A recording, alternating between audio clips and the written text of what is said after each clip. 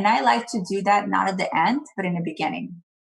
So instead of watching people set up and already already prejudge them, like you said, I try to do my sheets first and then let them start dancing.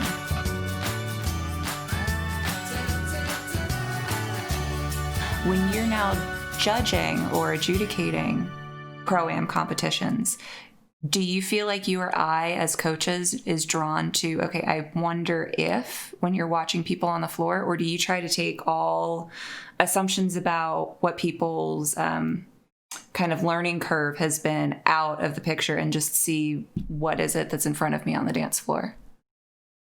That is a really good question. You don't have time to think about that. You don't have time to analyze what's happening. And sometimes, if there's like one couple on the floor, I do start coaching in my head.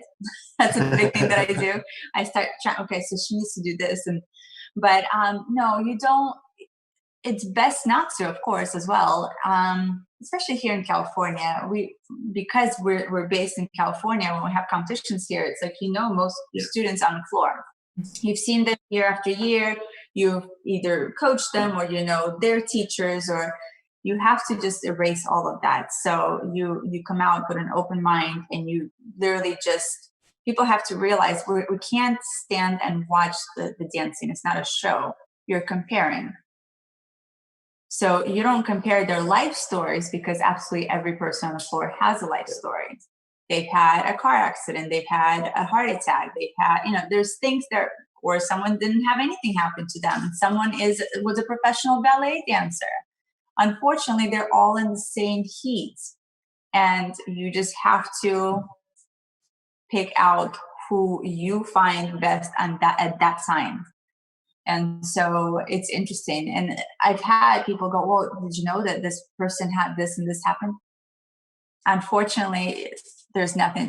We have a student. We're opening all of their secrets. I hope you guys are okay with that. Maybe we should sign a waiver. We have a student who plays very well and who competes a lot. She's actually taking a break right now to have a surgery, so she'll be off for 6 months. But this wonderful girl, when she was 18 years old, the family found out she sleepwalks. And she walked out of a second story building. And landed like a cat. She landed on her feet. So that means both of her ankles and her spine. So the fact that she could even walk. So now, 4 kids later, beautiful career and jobs and all that stuff and a whole big life, she is now dancing at an open rhythm, highest level, and making finals. And she's, and people go, oh, well, her feet are not exactly, you can't possibly tell everyone what has happened to her, and it wouldn't be fair, and she would not want it. That's why I'm not even going to mention name, but she would not want you to know what happened to her or what the struggles are, because she wants to go against the ballet dancer and win. So they don't want you to feel bad about their story. They don't want you to know it. They compare them to the person that's next to them. Hopefully they're in a correct division. Other than that, they don't ask for excuses. They don't want excuses. They want to do their best. That's their goal. And we have to also remember, I think we forget as well as teachers, this is not their career. No.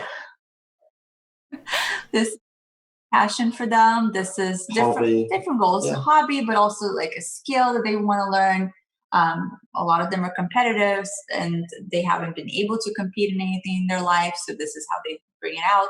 All kinds of different reasons. None of them are to be a professional dancer. So they're just doing their best, and we have more goals for them sometimes as far as placement than they do. They just want to dance well. Yeah. So, but it's hard. It's hard, especially when you know them. And again, every judge could tell you this. We see people every competition. You can't possibly erase the fact that you know who they are or have seen them. All you can do is compare one to the other at that moment, to that melody, with that partner. It doesn't matter on that floor. You just have to stay in the moment.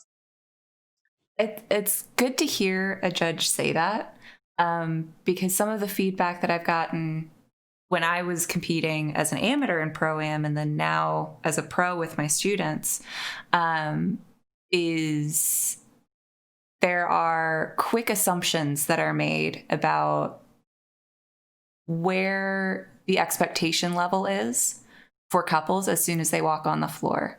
So if you have someone that, I have a student that is very muscular, he's very athletic, but we're still working on a lot. We're bridging bronze to silver. So he's got some work to do, but because he has the physique of someone that can move their body, the feedback has been, well, as a judge, I watched him walk on the floor and assumed that he was going to be full silver, and then realized that he was dancing pre-silver and was kind of let down by the fact that he wasn't dancing at the level I expected him to be. So it's good to hear that at least when you're on the floor judging, that you're trying to just wipe the slate clean and look at what is on the floor in front of you. As a judge, you learn a lot too with every competition. When I first started judging, actually, I had my first judging job and then I took a break because I found out I was pregnant right after the competition, literally the day after I came back. But when I first came out on the floor, I thought I knew what I was looking for. Like I had in my mind, this is what I want to see from this style. And this. You don't know. You really don't know. You have to come out with an open mind and see what's out there and compare one to the other. And it's like elimination games, especially when you have, a few rounds and you do pick on them a little bit because you have to find the best. So you don't go, oh, that's lovely. That's really nice. You can't get lost in that. And sometimes, you have to, right? Because they're so great. But you have to watch everyone else and kind of pick out. And every competition, I think that I judge, I change my mindset a little bit. So I know what I've done lately, and I do that with pros a lot, is, you have to sign your sheet. I don't know if people know this. We don't make little, stack figures or anything like that. We don't draw around. You have to sign, you have to put the right stuff on the sheet. And I like to do that not at the end, but in the beginning. So instead of watching people set up and already prejudge them, like you said, I try to do my sheets first and then let them start dancing. If you have too many couples on the floor, you don't have time to do that. But I like to do that. So I look down, I do my sheets, I come up, they start dancing, and then I could start figuring it out. Because, someone could be really good on top and set up with this beautiful arms, and there's all these feelings. If they had, some kind of theater background, they're amazing, right? And they know how to point their foot just right, and they start dancing, and there's no basic there.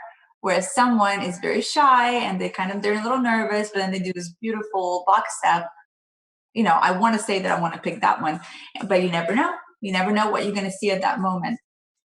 We're still learning. It doesn't matter how many years you judge. I think we're still going to keep learning from one to the other.